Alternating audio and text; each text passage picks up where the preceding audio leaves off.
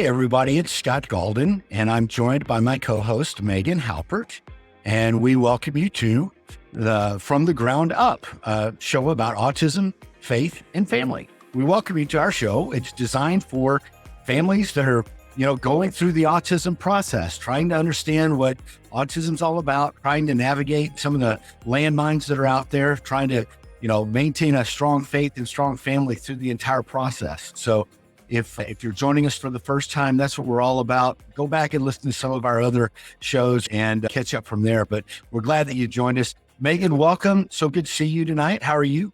I'm good. How are you, Scott? Good. What's going on in your world today?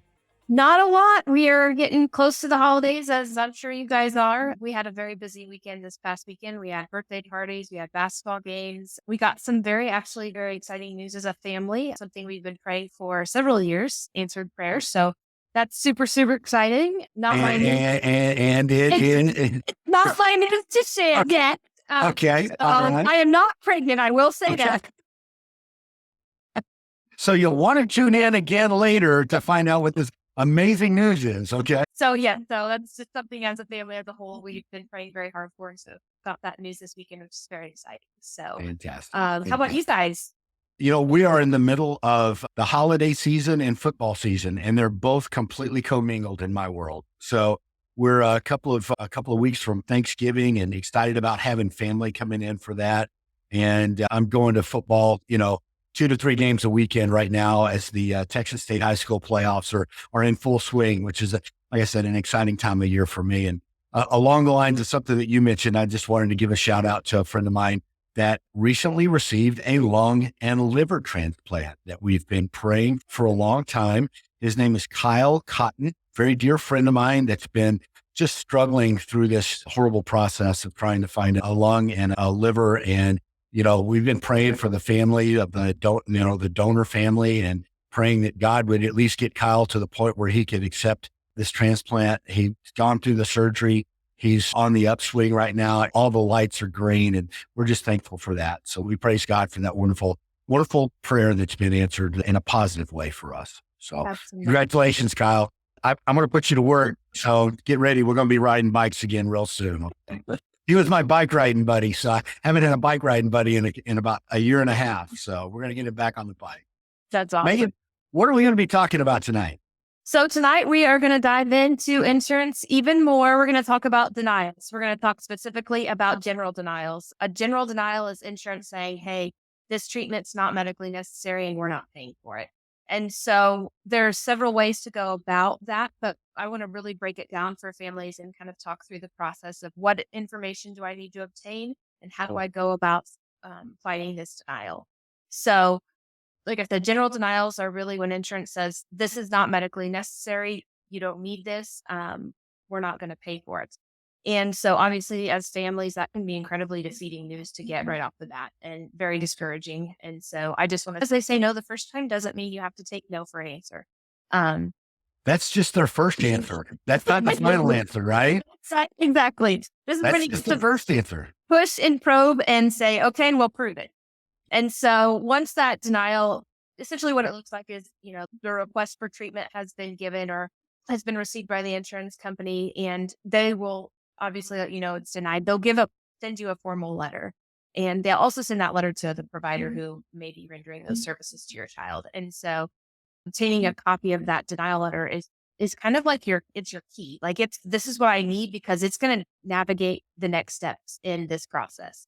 And it tells you exactly why things were denied. So getting that denial letter is very important. And that's kind of like the first piece of the puzzle, if you will. Can I go back to my sales manager hat? And, we talk about objections, right? And that's kind of like the same thing. It's a denial from a customer. And we'd always train our salespeople. No, it's not a denial. It's just a request for more information. If you look at it like the insurance company is telling me, I don't have enough information from you to approve this. Look at it that way. They just want enough information. Our job is to then provide them with all the information to pay them over, Exactly. And maybe look at it that way. So, and the interesting part is, all the information they need, they already provide you. It's just in a lot of different places. So you've got to find it. And they're obviously not going to fully disclose information, right? They give you like one website and you have to dig and dive and for hours on end trying to find and then you're like come across, you're like, I think this is what I need, but I'm not really sure. So that's where I'm going to come in and say, hey, this is what you're looking for. This is the terminology you should be seeking. Search these documents. So we're going to have that denial letter and it's going to tell you why services were denied. That letter then navigates to the next step. You also need to have a copy of your insurance policy, which you should get at the beginning of every year when you renew your insurance benefits with with your employer. If you have them through your employer, if you have an independent policy, you should always get a copy of that. And so the first thing after getting that denial letter is you're going to look at, okay, it was denied. I'm now going to look at my insurance policy. I'm going to look up what my benefits are for autism. So you're going to have to find the policy piece if there's any exclusions. So there's sometimes experimental interventions that insurance companies will exclude when it comes to coverage for autism. And it's just because they're experimental. And so there's not a lot of research out there to show. And we've kind of talked about evidence-based and research-based in the past. Excuse me. There's not a lot of information to prove that those interventions are effective. So therefore, insurance isn't really interested in paying for those. And so once you go through that insurance policy, you determine and look at those exclusions and the reason for denial doesn't line up with those exclusions. We're next going to look at the guidelines for medical necessity.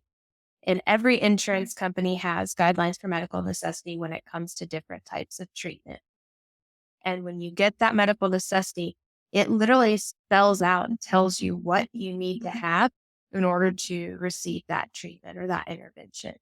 Maybe the assessment that you sent in for that request for treatment wasn't an accurate assessment regarding their requirements for what assessments are done, right? So maybe you have to obtain an additional assessment or a different assessment based on their medical necessity guidelines.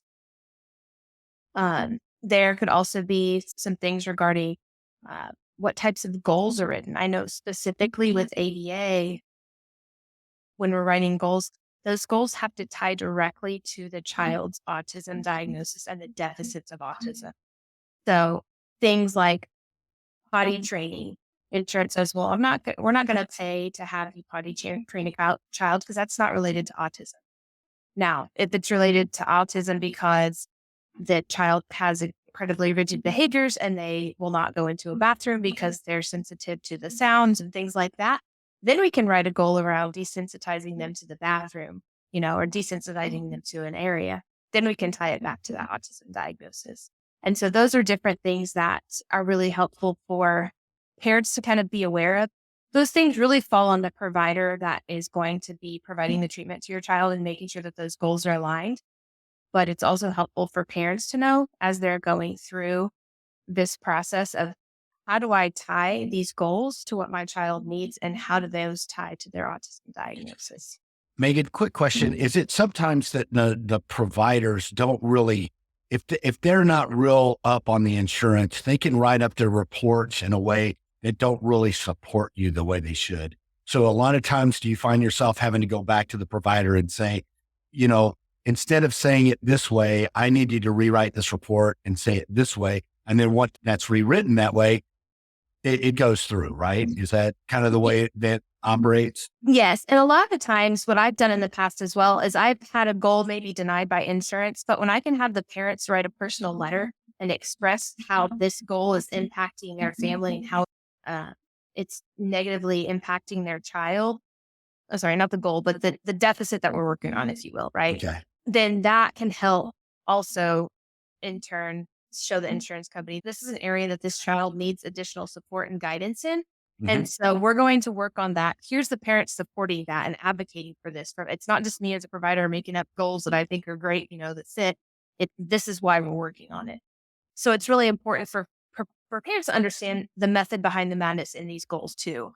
And, speaking specifically to ABA, because that's my jam, that's what I do. Our field is growing tremendously because the need is so great that you don't always have. This is an area where BCBAs don't always get training in school. It's kind of learn on the fly sort of thing. And so you may have very novel or very new BCBAs who just are really focused on helping the kids and helping build skill sets for those kids, but don't really understand that insurance piece. And so a lot of the times they'll have clinical directors and things like that can help them navigate those goals. But if you have, if you have an in-home BCBA that doesn't really have a lot of that guidance, or they work for a small organization or maybe working independently on their own, they may not know these things. And so as a parent, helping kind of provide that support and guidance of, hey, how about these goals? What does this look like? Can I help you navigate through this? Let's do this together is really beneficial. So Sure. Sure. so we look at all that medical necessity. Like I said, we are going to obtain our denial letter, which they are required to send you. You're going to obtain a copy of your insurance policy, and then you're going to obtain a copy of the guidelines for medical necessity that you're going to basically go through and checklist everything. Okay, this information that we submitted to request treatment, we're going to set those literally side by side next to the medical necessity. We're going to go through and check and make sure we have all of those items that they're requesting. And so I think that's just really important for families to know. That's where I go with, if I get that denial, I have to look for this information. I have to literally line it and basically line it out for the insurance company so they have no way to deny you, right? I've done your job. They have to put a stamp of approval on it. Right. So that, I think that's very important. Now, if we look at a denial for medical necessity that is a fully funded policy, those types of things are linked back to state mandates and IRSA, which IRSA is the Employee Retirement and Income Security Act of 1974. So that basically requires that any insurance company or any employer, it sets minimum standards for voluntarily established retirement and health plans for private industry to provide protection. So individuals that take advantage of these policies aren't taken advantage of. So if there's a lack of coverage, they're just flat out saying, we're not going to cover this. They don't give you a reason. Look and see what your state mandate is and determine, is this covered by a state mandate or is this covered by IRSA? And I need to look into IRSA. Okay. So with all that boring information, I do have a document that I've been working on. We'll roll it out here in a few weeks that does walk families through all of these different steps and all these questions to ask as they're going through. Hopefully they don't have to go through, but at some point in time within their child's treatment, they're going to face a denial. And so want to make sure that they're fully armed with the resources and the information that they need to help navigate that. So. Sure. And Megan, just so that everybody knows, you provide a service for those that have had, an insurance decline. Is that correct? I mean, if somebody has had this, they really don't know what to do. For a small fee, you will work with a family to help get them on the right track. Is that correct? Absolutely. I do provide a consulting service where I am happy to help navigate families through these denial letters. I know, sometimes, a lot of times when we tie these denials and there's an emotional piece that comes to it. And so that can sometimes be hard to navigate as well, kind of separating those things. And so I have submitted several denials for services for kids and been successful in getting those overturned. So I'm happy to help families navigate through that, especially because of all the phone calls they have to obtain or have to make, the documents they have to obtain. I'm happy to review that. They send everything to me. I review it. I coach them through, we need to take this step. We need to send this to this person. Here's what we're going to do. Here's our strategy of how we're going to fight this. And so that's, that's something I really, in a weird way, like to do. I like to prove it wrong. Folks, Megan's a fighter. I'm just telling you, she's a fighter. Okay. A little scrappy. I know. I mean, my parents are like, you're so stubborn. I'm like, I'm using my stubbornness for good now that I'm an adult. Yes. Okay. Yeah. So but I know that it's taken me years to learn this information. Years. And so when it's taken me years to learn, I can't expect a parent of one child that's just been diagnosed to know how to navigate all of this. By the time that they spend their hours and hours researching it, I can have it taken care of and handled for them Sure. in a relatively early time frame. So, or reasonable time frame, because there's a lot of time frames on these things too. You have to appeal within so many days and have to get your documents in order and all of that stuff. So yes, I'm happy to do that and happy to navigate families through that. Even just if they want to try to do it themselves, just a consultation call too. And just seeing them through, here's what we're going to do. Here's how we're going to navigate that. So. Yeah. So, and I know this about Megan, if she couldn't help you, she'd be the first to tell you. So I would encourage you, if you have had a denial, check out the website and let Megan, help you through the process. We were able to get, I remember my wife, Julie, telling me, it's another year. I'm not sure how Megan got it, but we got approval for this, and this. Well, okay, here we go, and, once it's approved, it's very rarely taken away. So that's the good news is once you can get over that hump, you're good for at least another year typically before you have to go back and have it re-reviewed. So, I would really strongly encourage you, be your child's best advocate. You've got to be the fighter and you can't take no for an answer. You've got to be the one that gets in there and makes it work. So Megan's going to be there on your side, coaching on how to do that. So, because it's not everybody's personality type. It helps to have a fighter on your side. I do it with grace, but I'm very firm. Was there anything else on insurance tonight, Megan, or does that pretty much cover everything we're going to do? That's everything I wanted to cover. I don't want our listeners to fall asleep before we get into the meat and potatoes of what we're going to talk about today, because I think this is very important. I think every talk about is very important, but I love to hear your passion as you talk through just different things from your perspective as a dad, and we tie faith into this. Megan and I have been talking about several of the things on the show, and the piece that we're probably most passionate about is the faith piece. We feel like, if you go and you look, there's a lot of autism podcasts that are out there that are probably giving out a lot of good advice. And we don't want to step on anybody there, but we feel like there's these two other pieces that are part of the autism journey. And one of them has to be faith and the other has to be family, because those are two important pieces. And when it comes to faith, I've walked this journey for 21 years and I've gone through what I would consider to be a bit of a faith crisis. And Megan, I know that you've probably seen people that are in that same boat that have gone through faith crisis, very difficult times, and basically had quite a bit of suffering to get through in order to get out to the other side. And so we're titling this segment, Accepting a Life That Is Different Than the One You Planned. And this one's a hard one for me because I'm a planner. And, Julie and I sat down early on, we went through like all sorts of premarital counseling. We had an idea. This is what we want our life to look like. This is what we want our kids to look like. And up until 2003, our life was going pretty much how we planned. We had a few deviations, but it was on the right track. And all of a sudden we get a diagnosis of autism, and we've talked about it. That wasn't in our plan. And it was really hard to accept that life that was different than the one that we wanted, because I don't think there's anything that can prepare you for having a special needs child. There's just not.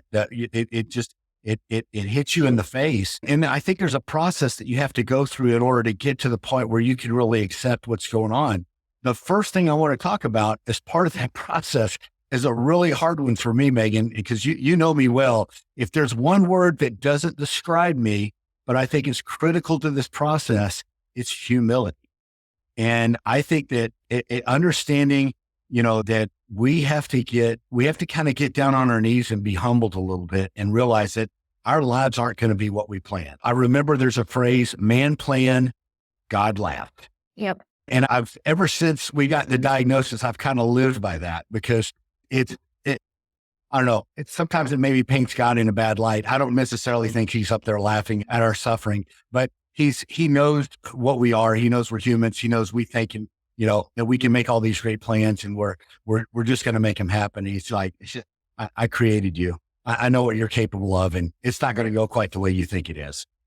But we have to learn to accept that our lives are going to be different than the ones that we planned.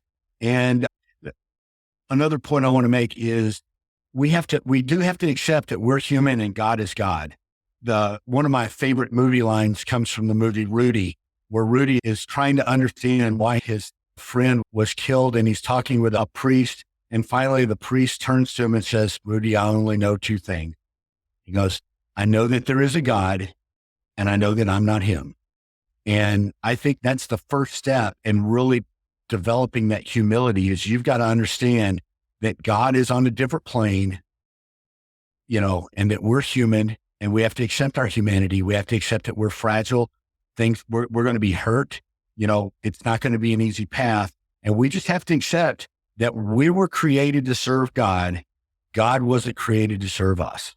And when we kind of get all of that in balance, it starts to get easier. And quite frankly, it took me a couple of years to get there, Megan. It didn't come to me naturally. And I just want to be real transparent for anybody else that's out there. That's kind of my personality type. You're going to have to humble yourself. And you're going to have to kind of get down and say, I'm here to serve God, and everything else is going to fall in place when I accept that. Well, Scott, I don't think there's anybody in the Bible whose life went the way they planned. No, no. And everybody that God used for his glory had some level of struggle and battle, and things didn't go how they wanted them to, but they've always put him at the forefront.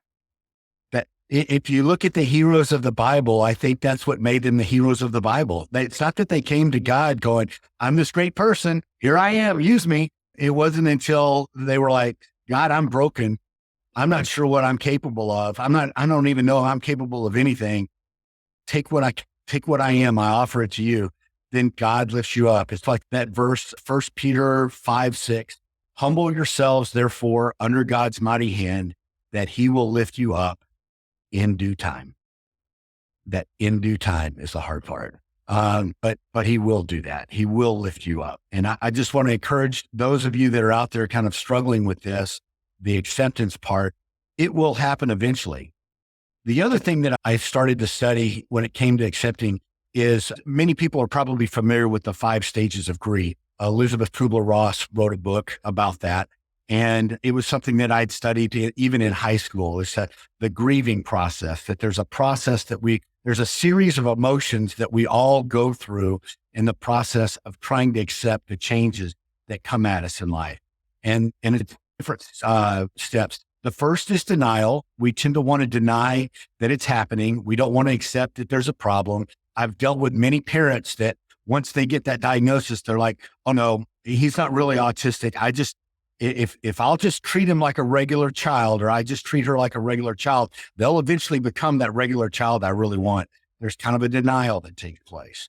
Then there's anger. And I spent a lot of time there. There was, anger with God. Sometimes you may be angry at the child. It's not fair to them, but the anger's still there. You can't necessarily control your anger. You can control what you do, but you can't necessarily control the fact that you're angry that your child has autism. You may be angry with a spouse and you can't really put your finger on it. Your spouse hasn't done anything. It's just you're angry. You have that emotion and you have to learn to deal with that. There's also bargaining. She defined that as, making deals with God. Look, God, if I do this, will you perform this miracle? Or I will do these things in order to try to get some type of progress in this area. There's also depression. That's certainly an emotion that you're going to go through in this road. There's going to be times when you're just depressed. You don't feel like your life's going the way you want it to. And then finally you get to acceptance. The thing I've got to really commit to you is that it's not a linear process. You don't go from A to B to C to D to E, and then it's over. It's a constantly varying process. You may go back and forth. You may go through bargaining and then go to anger, and then you go back to bargaining, or you may have anger and then you get to acceptance, and then all of a sudden something else happens and you're back at anger again. Julie and I talked about a lot of times when Colby would hit certain milestones, we had to go through that grieving process again. When Colby turned 16, that was a big slap in the face for us, because there's a lot of things in life that happen when you're 16. You get a driver's license, you're going to dances, you're doing all these neat things. And we looked and it was like, that's not going to be the path Colby's on. So just understand that there is a process. You have to accept that you're going to have to go through that process, and it may take several times before you get to the end of that process, or you may even go back a little bit, but also know that it's a process that everybody else that's on this path is going through. You're not necessarily unique. Sorry to tell you this, you're not special. It's because you're going through this. It's part of the process. And then the thing that I want to also commit to everybody is, and this is something that I mentioned in a previous podcast, is you have to look at this process like a book with many chapters. And if you've just gotten a diagnosis or you're early in this process, I know that you're going through some very difficult and challenging times, just trying to get everything going on, and the early part of childhood is hard as a parent anyway. It gets a little easier as it goes. What I can tell you is autism gets a little easier as it goes on. And just because you're in chapter 3 or chapter 4 right now, and it looks bleak, doesn't mean that's the same way the book's going to be in chapter 15 and 16. but you have to allow the time to get there. So if you're a parent that's in that, difficult and challenging time, the thing that I can encourage you to do, humble yourself, recognize that you're here to serve God, recognize that you're going to go through a lot of emotion and you're going to be like everybody else with those emotions. And then finally, accept the fact that this is just part of the road and that there's going to be some other things that are on the road. They're going to be real blessings in your life. And it's maybe at the end of the road, it may even be better than what you planned. I hope that helps and gives people some encouragement as you listen to that. And Megan, while I'm at it, have you seen, I know you've worked with a lot of other families that are in this boat. I'm sure you've seen and had to deal with moms, especially because moms are the ones that have the biggest trouble with this. They're going through this process, right? Yeah. And I think it's really important to also remember you as one parent's going through this, but the other parent is as well. They may not always be showing it, and just extending them that grace of, okay, I know you're in this, I may be in acceptance right now, but I know they're in anger.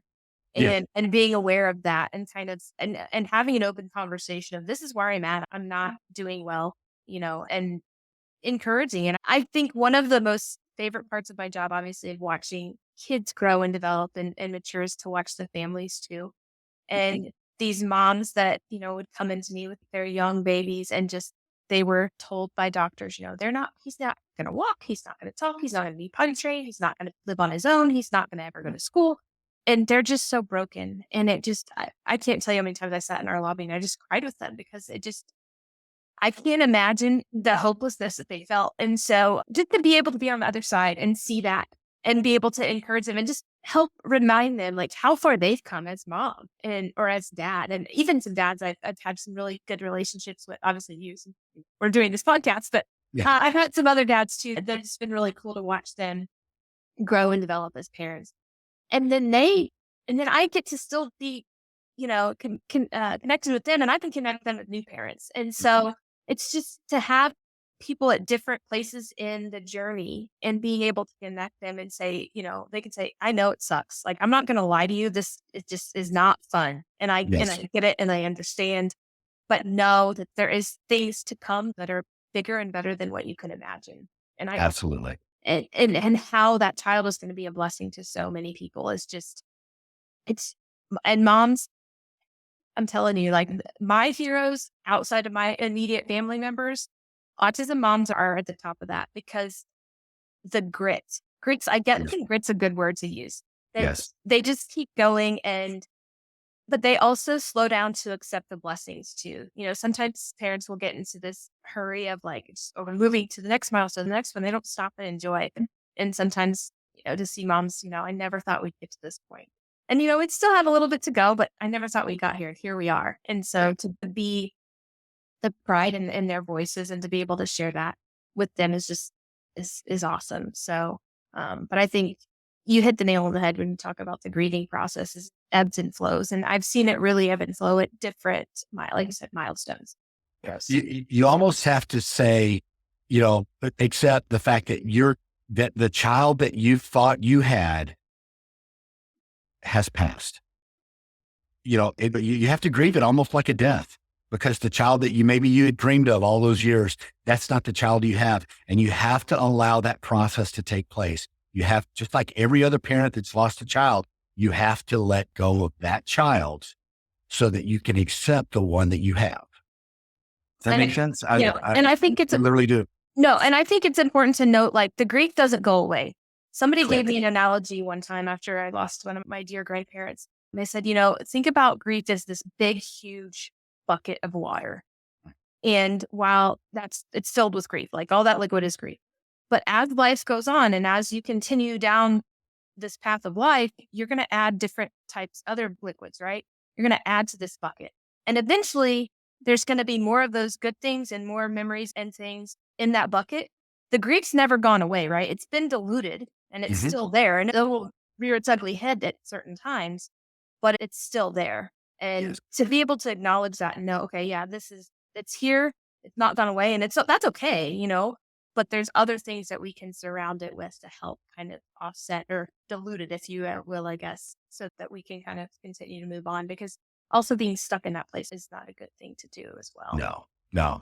Well, we hope that we found that to be a blessing for you. We hope to be able to provide additional content along those lines as well.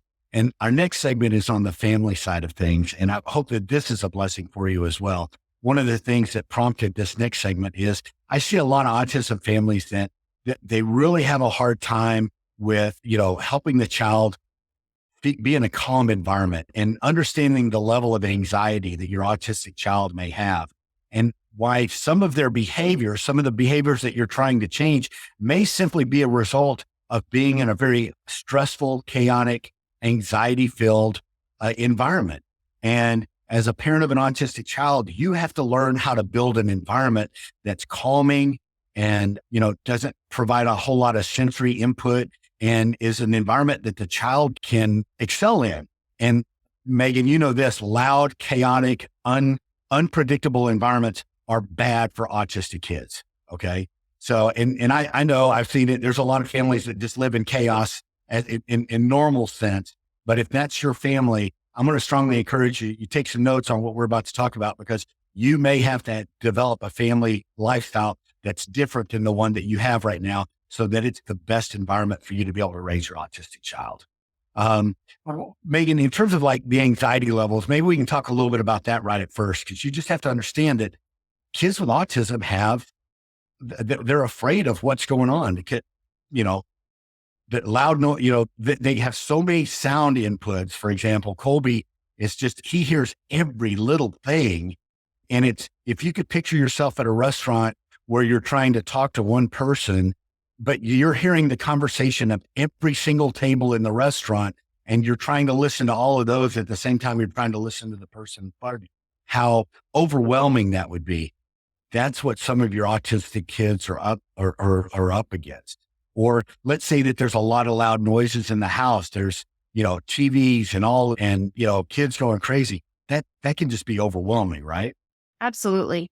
I like to compare it as, when I've kind of explained this to other people, imagine you're going to visit another country and you're not sure of their cultural practices. You're not really sure of the language, and you're walking down their busiest street they've got there, and you're trying to take it all in and figure it all out. I mean, I know as mom, sometimes at night, it's just me and 3 kids, and all 3 of them are talking to me at one time. And I can't, I'm like, I can't process that. And I don't have the same challenges that our kiddos on the spectrum do. And so they are hypersensitive to, like you said, to sounds. They love predictability. I don't know. I love predictability. Yes. Right. So yes. To know routines and to expect routines. And we need to make sure that we're setting them up for those successes. Kids didn't ask to have autism. So why are we going to not do all that we can in our power to help make them successful? And maybe that means you do something as simple as getting a calendar. You get them into a routine. Kids thrive on routine. They thrive on expectation. And that takes a lot of commitment from parents, but you got to do it. You have to change in order for them to be able to change, but you've got to lead that change in their life. So it may require you to live life a little differently than what you've been living, but I promise you the peace and calmness and things like that, and then eventually come to that autistic child, is going to make it so much easier to raise that child that you'll be glad that you did. So maybe we could talk a little bit about, what are some of the routines? I'll tell a little bit about, what it was like parenting Colby. Maybe we can, what are some of the routines that you regularly tell clients that they really need to be a part of? Absolutely. So every child's going to be a little bit different, but some of the really first recommendations I make to families is figure out whatever your night, specifically bedtime, because a lot of kids with autism struggle with sleep. And if we don't have a consistent routine for them to expect and anticipate that it's time for bed, it's going to be even more challenging for them to lay down and go to sleep. If their bedtime is not at or about the same time every night, how is their little body going to know, or big body going to know, it's time for me to calm down, it's time for me to slow down? I personally, as a parent, don't think that screen time prior to bedtime is a great idea. It just does a lot for their little brains and kind of gets them firing on all cylinders where they need to really start to kind of calm down. Listen to me, I'm on my phone right before I go to bed. So well, the idea of maybe reading books for about 15 minutes, where you just sit down and you read books or look at pictures, anything that's not stimulating on the screen is going to help.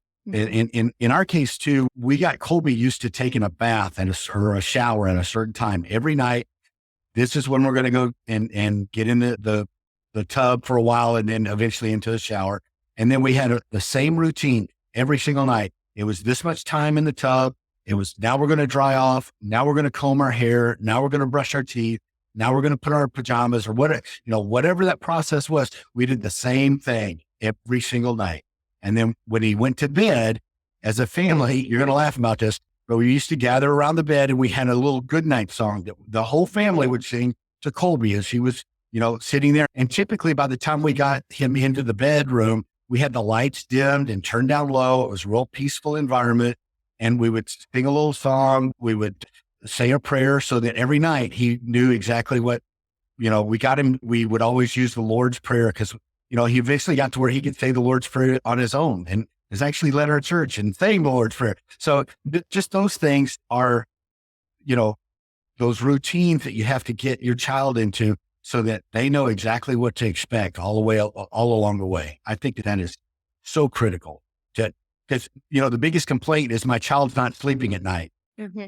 If you wait till 10:30 to put them to bed, they probably won't, right. Right. Yeah. And if that's inconsistent.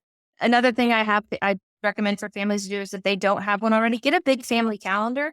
We have one back in our mudroom where the kids, all their school stuff is, and I fill it out every month of what's going on.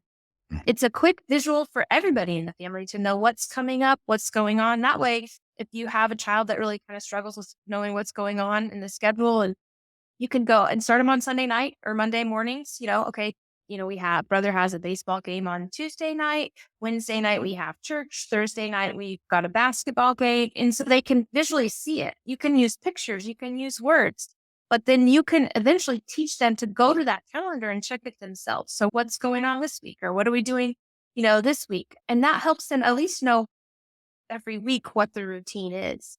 I was going to say too, Megan, you talked about, having a checklist or a calendar and have them check it off. We found that was really good because it lets the child know that they have a little bit of control. It's like, okay, I've checked off the first thing and here's the second thing we're going to do. And then I'm going to check off the second thing that we're going to do. And they can just follow along really easily on those like checklists and calendars. And then the idea of, we had Colby before iPhones. Believe it or not, there was a time before iPhones, but it's so easy to take pictures now and then just put those into some type of even if you went online and you had the pictures so they could say, okay, here's a picture of what we're going to do at 9:00. Here's a picture of what we're going to do at 10:00. Here's a picture of what we're going to do at 11:00. They get used to seeing that. That just helps tell them that story of what to expect. And so many times kids also like to know what time am I going to be done with this? What time is it going to end? My kids have a digital timer that they use when they do their reading or they set it on the microwave. iPhones now with the timers, they have a circle that actually it ticks away. So, the color around it goes down so that if the kid doesn't really understand the numbers, they can at least say, oh, the orange is almost gone or, oh, the color's almost gone. So I'm almost done with that. Even in our words that we use, first we're going to do this, then we're going to do that, helping them know that predictability. But I think the most important thing, like you said, is just setting them up with the ability to be able to predict. You can buy those little notepads, at Walmart and have that in the car. If you have a child that's able to read, have that in the car, have it in your purse, in their backpack. So if you ever need to write a schedule down, here's what's going on. You've got it right there and you can do that for them so that they know, okay, especially if you've got a kiddo that has learned a routine, but now we've got something that's a little bit off, we got to go to this extra store or whatnot. And my kids are neurotypical. They love being able to check things off and know when they're done with it. So one thing that we learned too is as they grow a little bit older, if they do develop language or, something approximate, instead of you reading it to them, you say, okay, first we're going to do, and then have them say it again so that it cements it in their mind. Okay, yes, that's going to happen. This is what we're going to do, because that's probably that predictability thing is probably the biggest challenge they have. Even when you tell it and you write it and everything else, they still want to know, is this really going to happen in the way that you said it was going to happen? Well, and that visual, like you had mentioned, Scott, earlier in the restaurant, and you're trying to process all of these things. You may say, I already told you that. They've got so much they're trying to take in and process in their little brains. If you can offer a visual or a picture or a written example, that's going to help them all day because Yes. they've got 2 reference points now. I heard it, now I also saw it. And we Yes. know that kids with autism, their ability to remember things and just have such photographic memories is amazing. That when we can offer that visual support in addition to any auditory or language that we give them, it only enhances it for them. So Well, if I could offer 2 other just suggestions, and that's about just the environment. When we would put Colby to bed, we had a noise machine that would produce white noise. And we had it turned up loud because if you think about it, if you can hear all this noise when you're trying to go to sleep, even in a fairly quiet house, you're hearing all of this noise. We found that when you have this consistent white noise that's at a really loud rate, it was easier for Colby to go to sleep that way.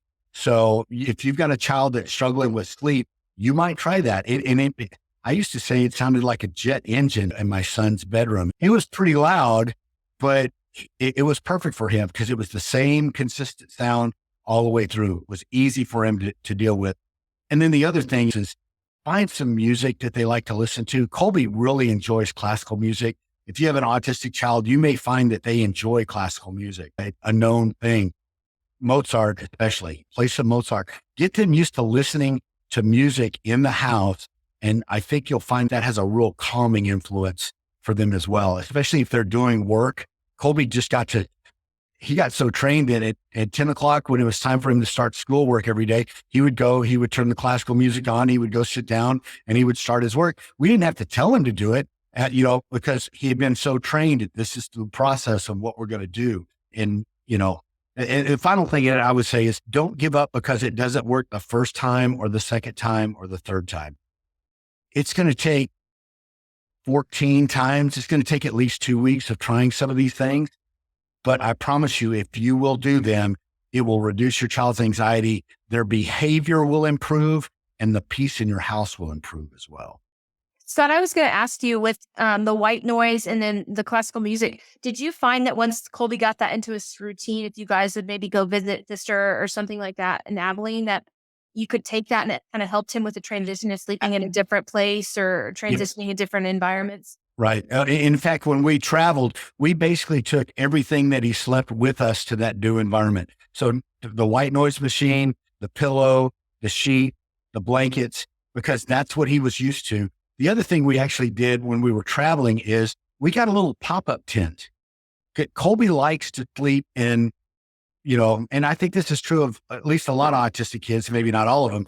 They like to sleep in kind of tight places. They don't like this open bed concept. And so, in fact, to this day, Colby sleeps in a bed that's kind of made for college kids. It's got a roof and panels on it, and you can unzip one side and get out. But if you were to sleep in a dorm room and you're trying to, shut out noise and light, you can literally zip it up and you're kind of in your own little cave. Colby loves that. And you may try that for your autistic child. It's something that has a cover on it, a lot easier for them to sleep in that. And then whatever it is that they're sleeping with, if you have to go someplace new, take that with you. It'll help make that the travel a lot easier on them. So hopefully somewhere in all of that good advice, you found something that was a nugget that you can apply to your family and to help you have that kind of peaceful environment and set your child up for a successful experience. Megan, how should people try to get in contact with us if they want to get in contact with us? Absolutely. Well, I think that anyone has enjoyed this podcast and felt that it was beneficial, we'd love for you to subscribe to our channel. That way we can be found by others that would enjoy the information as well and benefit from it. You also have our Facebook page, and we are now on Instagram as well at Autism Faith Family. So that would be definitely the ways they can get into contact with us. We would love to have any emails that people would like to ask us questions so that we can answer those questions here. Inside, even suggestions or ideas that they've used that they feel would benefit other families. I think that would be incredibly valuable as well. I think it's important to build this community of families and kind of help them learn to lean on each other as well. So if you've liked what you've heard, please go ahead and like our podcast. You can click the thumbs up down below. And like I said, you can follow us on Facebook, where we also post our podcast as well, or on Instagram. And you can email us at autismfaithfamily@gmail.com with any questions, comments, or topics you'd like for us. Also would like to mention that if you're in the Fort Worth area, I'm a member of the Hills Church. We have a special needs ministry at all 3 of our campuses in West Fort Worth and North Richland Hills and at our Keller campus. So if you have a special needs child and would like to have a church family, we would love to have you join us. If you would like some more information, just contact me. I will put you in contact with the special needs minister over that campus. We'll make sure that we provide you with, a successful experience for your child on one of our campuses. We have a respite night once a month at each of our campuses so that we can, provide you with a little bit of relief so that you and your spouse can go spend a little bit of time together, as well as at our Keller campus at the beginning of 2024. My wife, Julie, and I, we're certified to teach the Prepare and Enrich marriage enrichment program. And we're going to do that specifically in a class for parents of special needs kids. You'll be able to have childcare for your special needs kids. And we'll be working, through strengthening the marriages of parents with special needs children. We just feel that it's real critical that we have strong marriages if we're going to have special needs kids. We want those families to stay together. So, and then the other thing I'd like to mention is this goes especially to dads. There may be some dads that are listening here that are maybe struggling, something like that. If I can be any kind of an encouragement, if I can pray for you, please feel free to contact me. I'll be glad to help you out any way that I can there. Okay. Megan, it's been a pleasure. Can't wait for the next one. Hope everybody decides to join us there. And hope you have a wonderful evening, everybody. Thanks for being here tonight. Thanks for listening.